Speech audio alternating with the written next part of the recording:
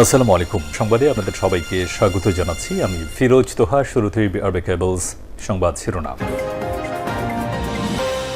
বাংলাদেশের সর্বশেষ গুরুত্বপূর্ণ আপডেট সংবাদে আপনাকে স্বাগত। শুরুতেই সংবাদ শিরোনাম, পরে বিস্তারিত। প্রথমেই জানিয়ে দিব, আগাম নির্বাচনের জন্য তারেক রহমান ইঞ্জিনিয়ারিং শুরু করেছে বললেন নাসির উদ্দিন পাটোয়ারি। আগামী সংসদ নির্বাচনের জন্য তারেক রহমান ইতিমধ্যেই ইলেকশন ইঞ্জিনিয়ারিং শুরু করে দিয়েছে বলে অভিযোগ তুলেছেন জাতীয় নাগরিক পার্টি এনসিপির মুখ্য সমন্বয়ক নাসির উদ্দিন পাটোয়ারি। তিনি বলেছেন যে তারেক রহমান আসলেই নির্বাচন ইলেকশন ইঞ্জিনিয়ারিং শুরু করে দিয়েছেন। আজ ময়মনসিংহের ভালুকায় এনসিপির জুলাই পদযাত্রা কর্মসূচির অংশ হিসেবে আয়োজিত এক পথসভায় প্রধান অতিথির বক্তব্যে তিনি এমন কথা বলেছেন। এরপর জানাবো, জামাত এনসিপিকে বিএনপি নেতা ইশরাক বললেন, আহ্বাতিজা আমরাও বসে আছি।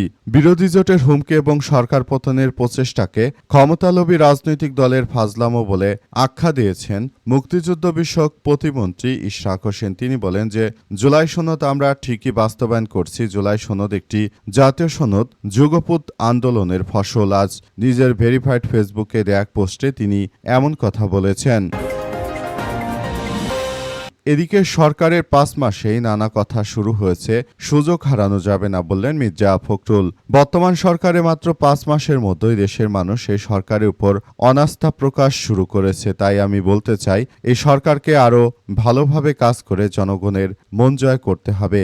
এখনও যদি সরকার পতনের কথা ওঠে, তাহলে আরও ৪.৫ বছর কিভাবে আমরা রাষ্ট্র পরিচালনা করব বলে জানিয়েছেন মির্জা ফখরুল। এবারে জানাবো, গুনে গুনে ঘুষ নেওয়া সেই ভূমি কর্মকর্তা বরখাস্ত।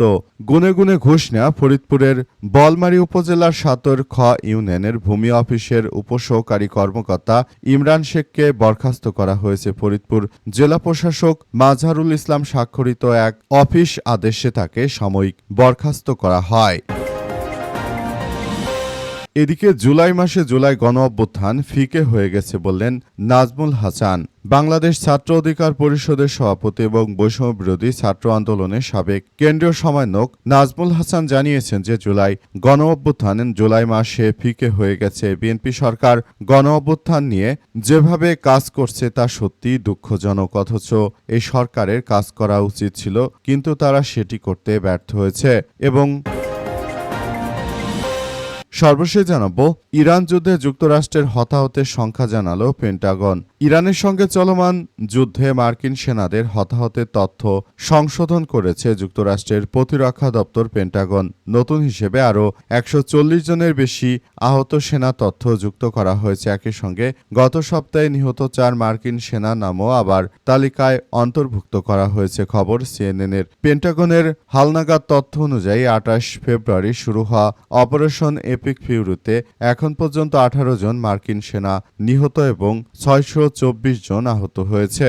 ফলে মোট হতাহতের সংখ্যা দাঁড়িয়েছে ৬৪২ জনের। আগে পেন্টাগনের ডিফেন্স ক্যাজুয়ালিটি অ্যানালাইসিস সিস্টেম বা ডিসিএসএ আহতের সংখ্যা ৪৮২ দেখানো হয়েছিল। প্রিয় দর্শক, এতক্ষণ শুনছিলেন সংবাদ শিরোনাম, এবারে বিস্তারিত।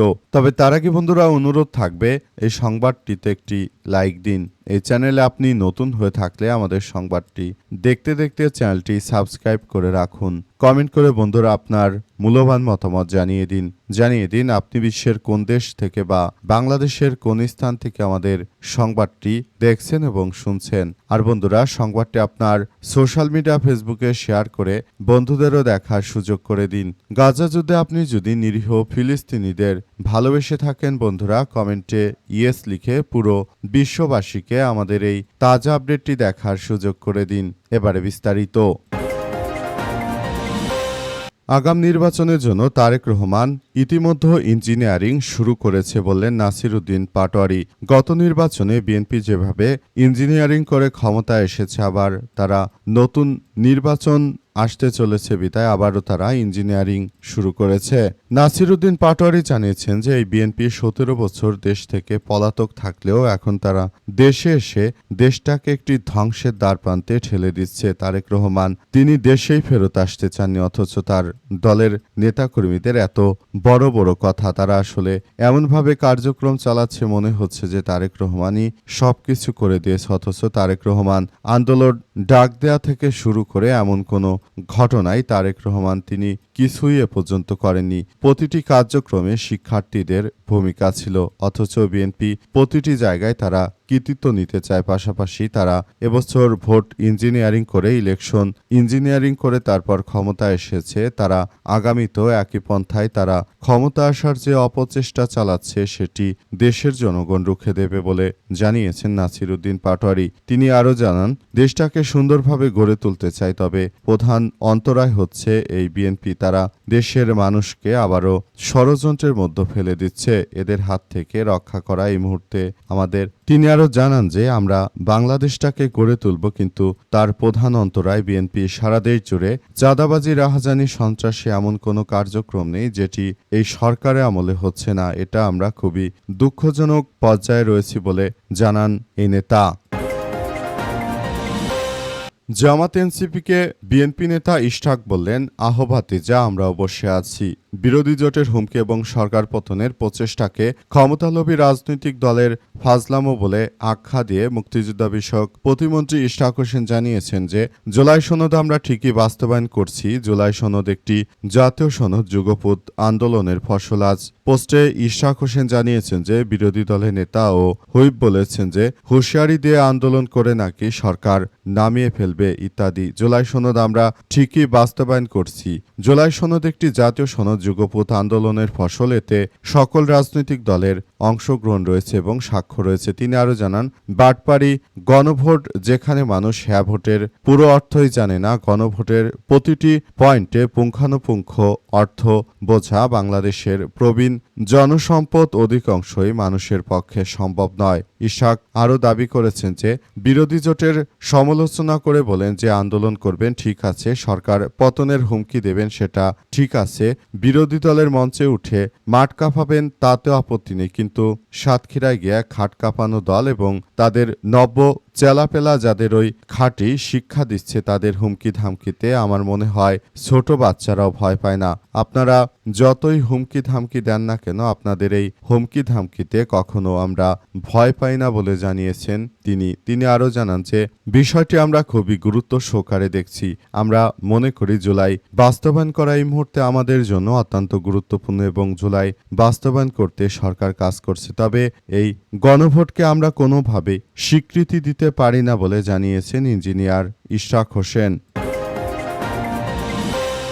সরকারের 5 মাসেই নানা কথা শুরু হয়েছে। বর্তমান সরকারকে ক্ষমতায় থাকতে হলে অবশ্যই জনগণের মন জয় করে ক্ষমতায় থাকতে হবে বলে জানিয়েছেন বিএনপির মহাসচিব মির্জা ফখরুল ইসলাম আলমগীর। তিনি আরও জানিয়েছেন যে সরকারকে বলতে চাই, তারা যদি যথাযথভাবে কার্যক্রম ঠিকভাবে চালাতে না পারে তাহলে ভবিষ্যতে এটি আরও খুবই এক ভয়াবহ বিপর্যয়কর পরিস্থিতির মধ্যে পড়ে যেতে পারে। সুতরাং এখনই তাদেরকে আসলে পুরো কার্যক্রমগুলোকে সুন্দরভাবে পরিচালিত করতে হবে, দেশটাকে সুন্দরভাবে গড়ে তোলার মধ্য দিয়ে আসলে এগিয়ে নিতে হবে বলে উল্লেখ করা হয়েছে।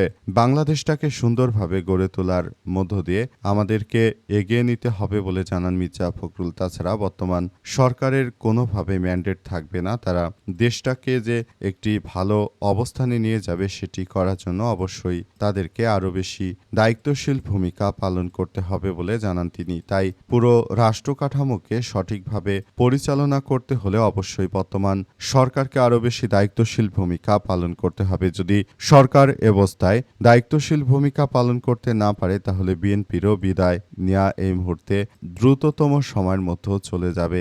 বিএনপিরও অবশ্যই পতন হয়ে যাবে যদি তারা দেশের জনগণের পালস বুঝতে না পারে। মির্জা ফখরুল জানিয়েছেন যে এই বিএনপি সরকারকে আমরা বলতে চাই যে আমরা যদি দেশের জনগণের পক্ষ হয়ে কাজ করতে না পারি, দেশের জনগণ আওয়ামী লীগের এত ক্ষমতা প্রভাব প্রতিপত্তি থাকা সত্ত্বেও যেভাবে দেশ ছাড়া করেছে, বিএনপির বেলাও মানুষ এদিক ওদিক তাকাবে না, তারা আমাদেরকে দেশ ছাড়া করবে। তাই সরকারকে এখন এসব বিষয় নিয়ে আরও সতর্ক থাকতে হবে। গুনে গুনে ঘুষ নেওয়া সেই ভূমি কর্মকর্তা বরখাস্ত।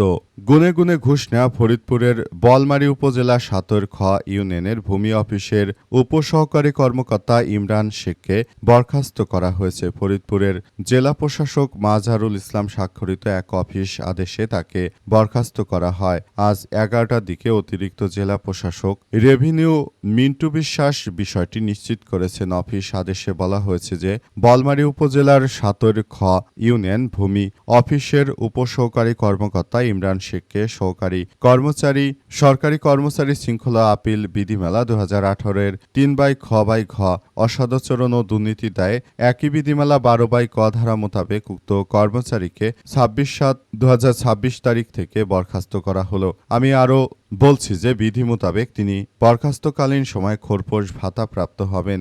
এর আগে 26শে জুলাই বিকেলে ঘুষের টাকা নেওয়ার একটি ভিডিও সামাজিক যোগাযোগ মাধ্যমে ছড়িয়ে পড়ে। 2 মিনিট 22 সেকেন্ডের একটি ভিডিওতে দেখা গেছে যে উপজেলার সাতর ইউনিয়নের এক সেবা গ্রহীতার কাছ থেকে তিনি তার চেয়ারে বসে গুনে গুনে টাকা নিচ্ছেন। এ সময় ভিডিওতে ওই কর্মকর্তা উপজেলা সহকারী কমিশনারকে নিয়ে মন্তব্য করেছেন। তাকে বলতে শোনা যায়, উনি 40তম বিসিএস, আমি তো 40তম বিসিএস। উনার কপাল ভালো, উনি ক্যাডার হয়েছেন আর আমি নন ক্যাডার হয়েছি। এ বিষয়ে জানতে চাইলে ইমরান শেখ বলেছেন যে এটি ঘুষের টাকা না, এটি ধারের টাকা। অনেক মানুষ আমার কাছ থেকে টাকা ধার নেয় আবার ফেরত দিয়ে যায়। সেই ধারের টাকা ফেরত নেওয়ার সময়কার ভিডিও এটি। তবে তিনি ধারের টাকা ফেরত দেওয়া ব্যক্তির নাম পরিচয় জানাতে রাজি হননি। বলমারী উপজেলা নির্বাহী কর্মকর্তা ইউএনও এস.এম. রফিকুল হাসান বলেন, এর আগেও আমি সরেজমিন অফিসে গিয়ে তাকে না পেয়ে শোকজ করেছি। আজ তার বিরুদ্ধে ঘুষ হিসেবে টাকা নেয়ার অভিযোগ পেয়েছি। বিষয়টি সহকারী কমিশনার ভূমিকে তদন্তের নির্দেশনা দিয়েছি, সে অনুযায়ী তদন্ত হচ্ছে।